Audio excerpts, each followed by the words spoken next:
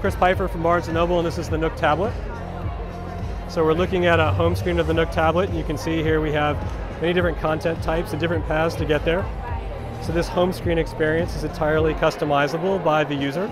They can drag and drop their favorite apps, their favorite newsstand items, books, all to this home screen here.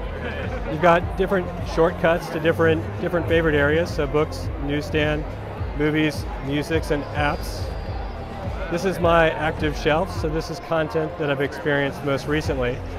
And if I subscribe to a newspaper or magazine and have my Wi-Fi connection on, these items will be loaded onto the device while it's on. I can press the Nook button at any time and have shortcuts to my library, shopping. I can search the device at large or the internet, another path to apps, the web, or broadly speaking, settings.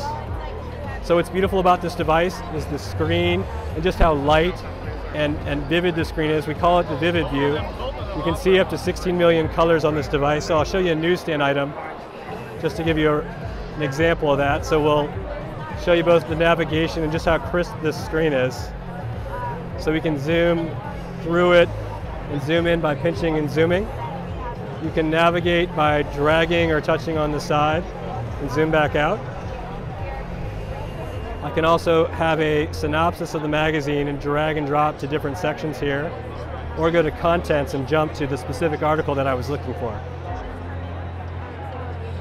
Children's content is wonderful on this device. I'm going to select a Winnie the Pooh title and just turn it sideways to landscape. And you'll see a new feature of the Nook Tablet is that you can read the book yourself, or the child can. You can read and play professional narration, or you can read and record. So there's a microphone here at the bottom of the device. So you, a parent or grandparent, could record the entire story and the child can play it back at their leisure. Or frankly, when you're a little tired of reading that story 2 or 3 times a night, you can play this back. You can jump to their favorite part of the story, for example, or maybe there's an interactivity in the story that they want to see and they can get to it that quickly. How big is the display? It's a 7-inch diagonal display, 1024 by 600 resolution. And so the screen can actually render, because of the horsepower behind here and the memory, which is twice our competition's, it can actually render up to 1080p, so you can watch HD content on this device. It's preloaded with Netflix and Hulu. And so we're going to open up Netflix here, and we'll see what we were viewing most recently here. So similar to any Netflix experience, you can see that it takes advantage of this beautiful screen, and you can see the different flavors of content. And I can immediately go back and see what I was viewing most recently. I think I was checking out Iron Man a moment ago. So we're just streaming on the Wi-Fi here in the convention hall. We'll check in on a little bit of Iron Man and see this incredible screen where you can see up to 16 million colors. And I won't turn the screen too aggressively here, but the viewing angles on this are incredible. And there's very little glare because we actually eliminated the air gap. We laminated the entire screen, edge to edge. So you see how incredible that screen is. It's best of class. So this is running like a custom version of Android? It is. We've actually built on top of Android, so it has Gingerbread, and then our unique Nook experience on top of that. So is there like an app store? There is an app store that we curate, so everything's optimized for this device. So you won't open this device as you might open others and find that it expects to have a camera, which it doesn't have. Everything has been optimized for this device. So there's thousands of apps that are optimized for it. Some of the usual suspects, such as Angry Birds, are here. So you can see how rapidly you can pinch and zoom.